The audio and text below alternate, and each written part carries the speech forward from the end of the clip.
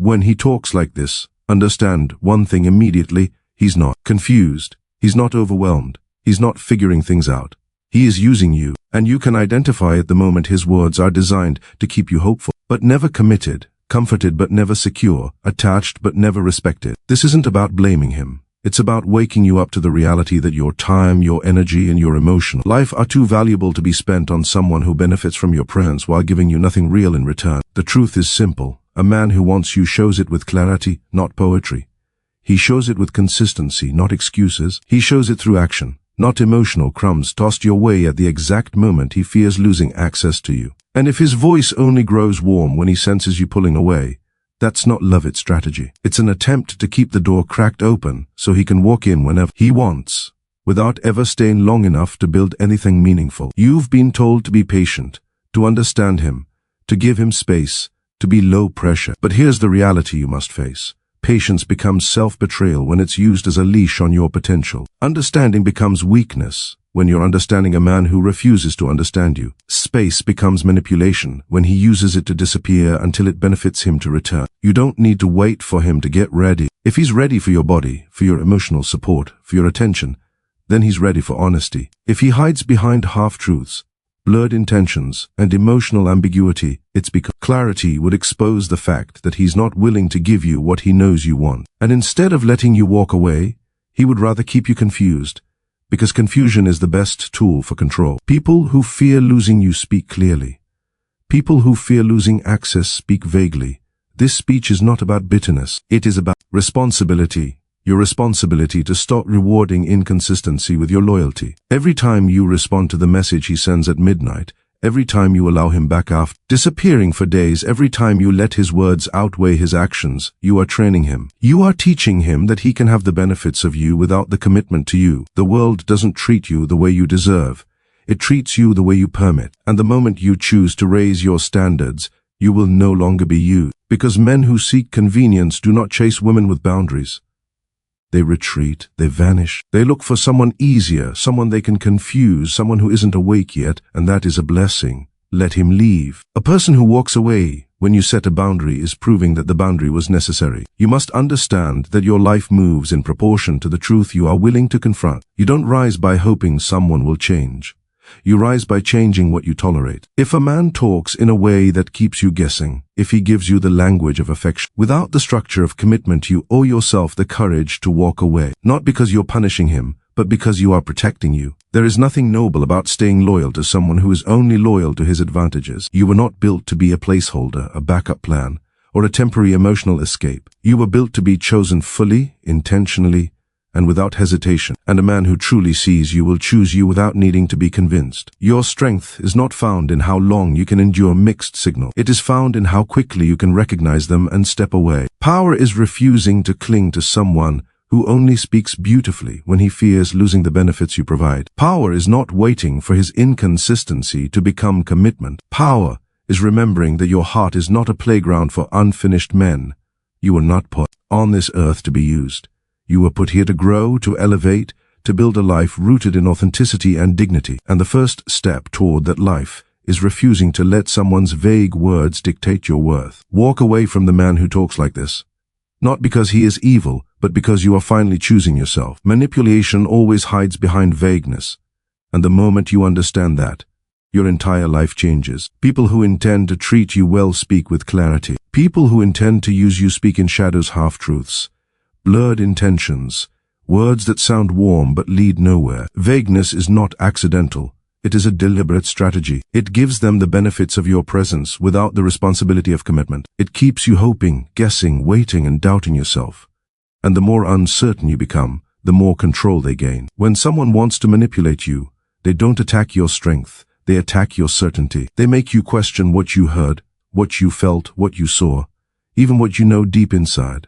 The confusion is the point. Because as long as you're confused, you can't take decisive action. As long as you're unsure, you'll stay exactly where they want you to be, available, patient, forgiving, and emotionally invested in something that was never real. They use vagueness to blur the line between intention and obligation. Notice how they speak. We'll see.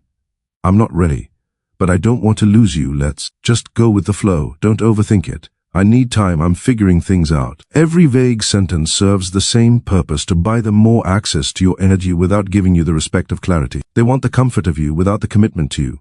They want your loyalty without offering stability. They want the emotional security you provide, while giving you the emotional uncertainty that benefits them. And you start absorbing the confusion as if it's your fault. You begin to believe you're too demanding for wanting answers. You begin to think you're asking for too much when all you're asking for is honesty. You overlook their inconsistency. You accept their excuses. You start shrinking yourself just to maintain a connection that is draining you. That shrinking is exactly what manipulation looks like. Not force, not threats, not loud cruelty, just subtle uncertainty wrapped in charming words. And the dangerous part is this: vague people don't need to lie to you directly. They only need to give you enough emotional breadcrumbs to keep you walking toward a future they never intend to build. They give you just enough hope to stay, just enough sweetness to ignore the bitterness, just enough attention to make you believe things will change. They never give you closure, because closure would free you.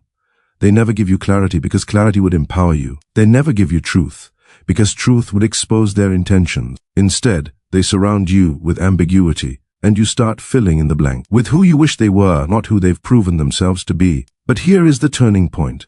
Vagueness is not a puzzle for you to solve, it is a warning for you to recognize. You are not supposed to decode someone's behavior like a cryptic message. You are supposed to see the inconsistency and choose yourself over confusion. The moment someone cannot give you clarity, the moment their words contradict their actions, the moment they make you feel crazy for wanting honesty, that is the moment you must stop negotiating. You cannot build a stable life on unstable communication. You cannot build trust on uncertainty. You cannot build a future with someone who hides their intentions but demands your loyalty. And you must understand this truth: honest people are not vague. People with genuine intentions do not speak in riddles. Someone who cares for you does not keep you guessing. They keep you grounded. Someone who respects you does not blur the lines they define them. Someone who values you does not hide behind maybe later. They show up now. The right people make their intentions obvious, not mysterious. The wrong people make confusion feel normal, because chaos is the environment where they thrive. Your life will change the moment you stop treating vagueness as something to tolerate and start treating it as an answer. You don't need a man to tell you he's not serious. Vagueness tells you. You don't need someone to admit they're using you. Patterns reveal it. You don't need a confession. You just need to trust what the uncertainty is showing you. Mixed signals are a clear message. Inconsistency is a decision. Silence is communication. Vagueness is clarity in disguise. Walking away from vagueness is not weakness. It is strength. It means you finally understand your value. It means you refuse to have your emotions manipulated by someone who benefits from your confusion. It means you are done letting someone keep you on standby while they explore their options. It means you are choosing a life built on truth, not illusion. You deserve someone who shows up with intention, not someone who hides behind "let's see where this goes." You deserve someone who makes you feel safe, not someone who keeps you anxious. You deserve someone who communicates honestly, not someone who manipulates quietly. And the moment you walk away from vagueness, everything becomes clear. Your mind settles, your heart steadies, your standards rise. You begin to see how much of your peace was sacrificed to maintain a connection that was never meant to grow. You reclaim your power by refusing to play games. You build a life where clarity is the foundation, not a privilege. And in that life, you are no longer used, drained, or manipulated. You are respected, chosen, and valued by yourself first, and by others who recognize your worth without needing to be convinced. Manipulation only works when you stay confused.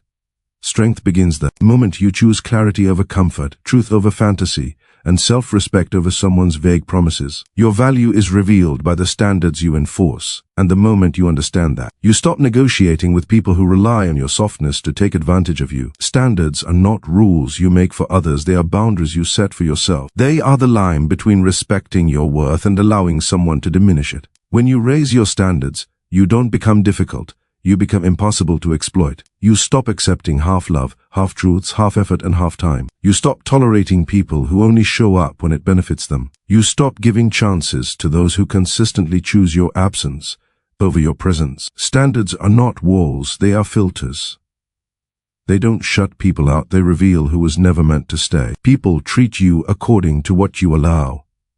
If you accept inconsistency, you will receive it. If you allow disrespect once, you will see it again. If you make excuses for someone's behavior, you give them permission to continue. Your standards are the blueprint for how others learn to love you, value you, and show up for you. When you lower them, you teach people that your worth is negotiable. When you enforce them, you teach people that access to you is a privilege, not a right, and the right people will always rise to the standards you set, not because they fear losing you, but because they recognize your value and want to match it. You must understand something crucial. The moment you accept less than you deserve, you become responsible for the treatment you receive.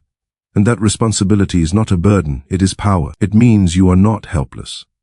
It means you are not a victim of other people's behavior. It means you have control over who you let into your life and how long they get to stay. People will show you who they are very quickly. The problem is not that you cannot see it, the problem is that you hope it will change. Standards protect you from this hope. They keep you grounded in reality instead of getting lost in fantasy. They force you to pay attention to actions instead of words, behavior instead of promises, consistency instead of charm. The truth is simple but brutal. People who want to use you will always push against your standards. They will tell you you're too demanding. They will say you're overreacting. They will make you feel guilty for wanting clarity, honesty, and effort. But remember, this only people who benefit from you having no standards will ever complain about the ones you have. The right person will never be intimidated by your boundaries. They will be relieved by them. People with honest intentions welcome order, not chaos. They appreciate structure. They respect requirements. Only those who seek convenience fear standards, because standards expose who they truly are. Your standards are also deeply connected to your self-respect. When you raise your standards, you stop chasing people who walk away. You stop proving your worth to those who were never trying to understand you. You stop shrinking yourself to fit into places where you were not meant to belong. You stop allowing emotional crumbs to feed your hunger for connection. You stop fighting for relationships that drain you. You stop giving loyalty to people who haven't earned it. The moment you enforce higher standards is the moment you outgrow environments that require you to betray yourself just to stay. Life becomes clearer when your standards become stronger. You stop misreading signals because you no longer interpret confusion as chemistry. You no longer mistake inconsistency as mixed feelings. You stop calling disrespect a rough patch. You stop romanticizing emotional unavailability. You stop settling for the bare minimum. Standards sharpen your vision. They allow you to see who truly values you and who only values what they can take from you. They expose the people who show up only when it's easy and disappear when effort is required. Most importantly, your standards shape the world you live in. When you refuse to tolerate emotional manipulation, manipulators leave. When you refuse to accept disrespect, disrespectful people flee. When you require honesty, liars distance themselves. When you demand effort, lazy love fades. Your standards purify your environment without you having to chase or punish anyone. You simply stand firm, and everything not meant for you naturally falls away. What remains are people who choose you with intention, not convenience. People who show up consistently, not conditionally. People who respect your boundaries because they respect your value. But enforcing standards requires courage. Courage to walk away. Courage to say no. Courage to be alone rather than poorly accompanied. You will lose people when you enforce your standards. But understand this clearly. You are not losing anything valuable. You are losing people who are gaining too much from your lack of boundaries. You are losing the weight that was keeping you from rising. You are losing the noise that was drowning your intuition. You are losing those who were never strong enough to meet you where you stand. Let them go. Your standards were not the reason they left. They were the reason you finally saw their true intentions. Your life will elevate the moment you refuse to lower your standards for anyone. No matter how much you want them, love them, or hope they'll change.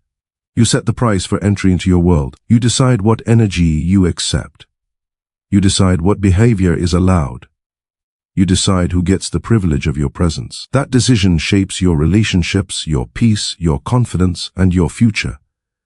Enforce your standards without apology. The strongest version of you is waiting on the other side of every boundary you honor. Emotional responsibility is power, and the moment you take ownership of your inner world, you stop being controlled by people who depend on your reactions to manipulate you. Power doesn't come from shutting down or pretending you don't feel anything. It comes from understanding your emotions so deeply that no one can use them against you. It comes from refusing to hand your peace, your stability, or your decisions to someone who only shows up when it benefits them. Emotional responsibility means you stop waiting for someone else to fix what they never built. It means you stop demanding closure from people who never intended to give it. It means you stop expecting consistency from those who thrive on keeping you confused. You take back your power the moment you realize that your emotions are not weapons other people get to aim. Your emotions are signals you get to interpret, boundaries you get to enforce, truths you get to act on. When you hold yourself emotionally responsible, you no longer crumble when someone disappoints you.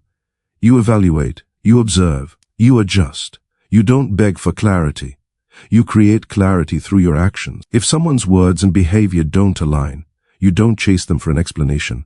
You let the contradiction reveal the truth. Emotional responsibility frees you from the exhausting cycle of overthinking. People who don't deserve that level of space in your mind. You stop replaying conversations, trying to find meaning where there is none.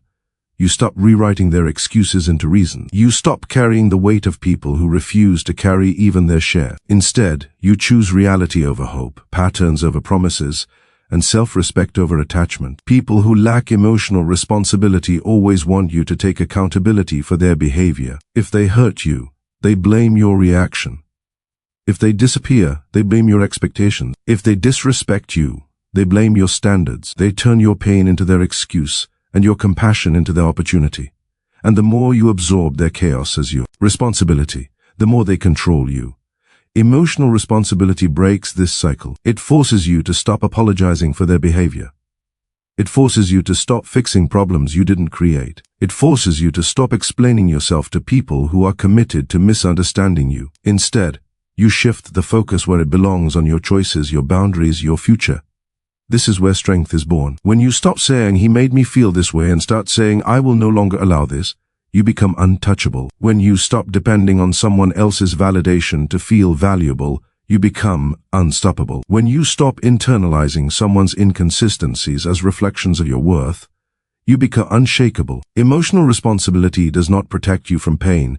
It protects you from staying in pain longer than necessary, because you stop waiting for someone else to heal you. You heal yourself by walking away, by choosing clarity, by choosing truth, by choosing yourself. You must understand that the people who benefit from your emotional instability will always try to keep you uncertain. They will give you mixed signals. They will act unavailable until you start losing interest, then show affection just enough to pull you back in. They will disappear when you need them and reappear when they need you. But emotional responsibility means you stop allowing someone's inconsistency to dictate your emotional landscape. You no longer get excited by empty intensity. You no longer get attached to potential. You no longer cling to moments and ignore patterns. Instead, you ground yourself in what is real. You make decisions based on evidence, not desire. You don't wait for them to change, you change how you respond. The reason emotional responsibility is power is because it makes you immune to manipulation. Manipulators thrive on reaction. They feed on confusion. They weaponize your empathy. But when you remain calm, centered, and self-directed, they lose access to the buttons they once pushed. Suddenly, the excuses that used to pull you back and no longer move you. The mixed messages that once shattered your confidence no longer control you. The silence that used to hurt you becomes clarity, not confusion. When you take emotional responsibility, you stop dancing with inconsistency. You stop entertaining uncertainty. You stop responding to half effort with full investment.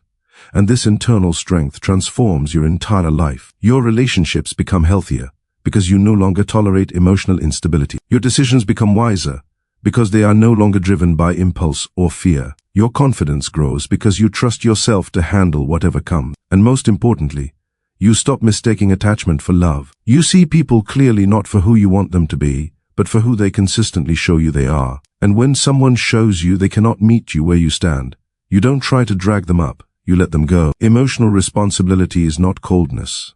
It is maturity. It is alignment. It is clarity. It is the refusal to abandon yourself while trying to hold on to someone who abandons you repeatedly. It is the decision to protect your peace, even when your heart is tempted to break its own boundaries. It is the strength to say, "I deserve better," and then follow through with action. You become powerful the moment you stop giving people the power to destabilize you. Because your emotions are not weaknesses. They are warnings. They are wisdom. They are reminders of what your soul knows before your mind understands. When you take responsibility for your emotional world, you step into your highest strength. You stop reacting. You start directing. You stop chasing. You start choosing. You stop breaking.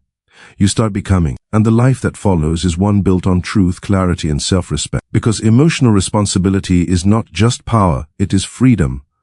A strong life requires ruthless honesty. And the moment you commit to that level of truth, your entire world shifts. Not because truth is comfortable, because it is liberating. Strength doesn't come from pretending everything is fine. Strength comes from confronting the realities you've been avoiding, acknowledging the people who are wrong for you, admitting the habits that hold you back, and facing the parts of yourself you've tried to hide. Ruthless honesty is not cruelty, it is clarity. It strips away illusions, excuses, and wishful thinking. It forces you to see life as it is, not as you want it to be. And only when you see your life clearly can you build something strong, stable, and meaningful. Lies, especially the ones you tell yourself, are the foundation of weakness.